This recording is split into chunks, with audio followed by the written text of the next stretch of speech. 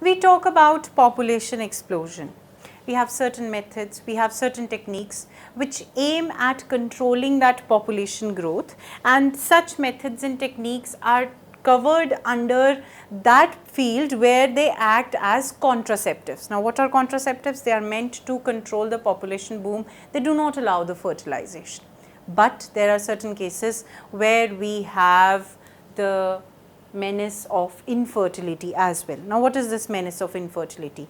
Even after sexual cohabitation of 2 to 3 years, if the couple is not able to give birth to their offsprings, then that condition is known as infertility. Okay. Now, this infertility is a burgeoning problem in today's world because of many reasons. Now, what are those reasons? What could be the reasons behind infertility in humans? We have studied that there are two different reproductive cycles in both male and female. In females it is the gametogenesis, in females it is oogenesis, in males it is spermatogenesis.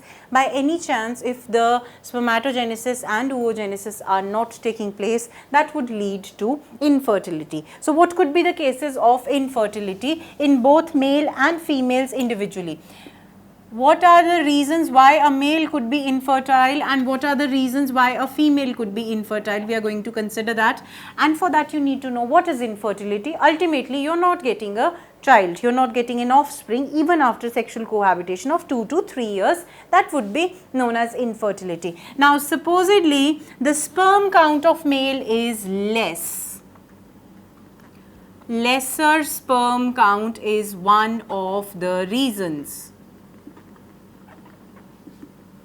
Now, how less? You know that 60% of the sperm should be viable out of the 100%, 60% should be viable, then only the fertilization takes place. So, the lesser sperm count is one of the reasons why the male is not able to fertilize. There are many reasons for a lesser sperm count.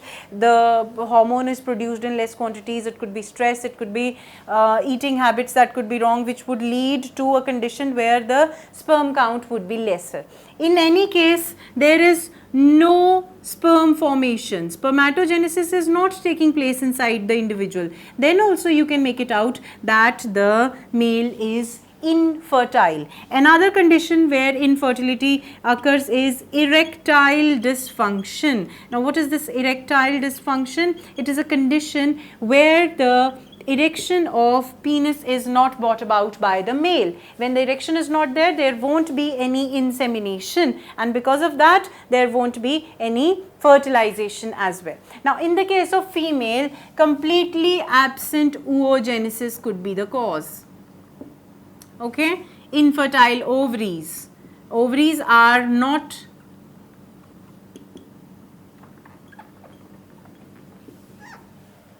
developing the follicles, that is one reason. Then there is too much of phagocytosis inside the cervix and uterus.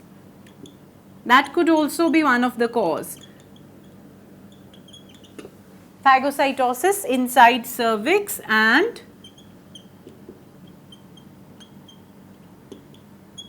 uterus.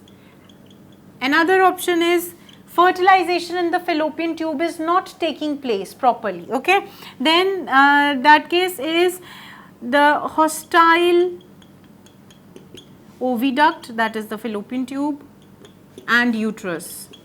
Now, hostile for what? The sperms? No, it is hostile for implantation of the zygote or of embryo.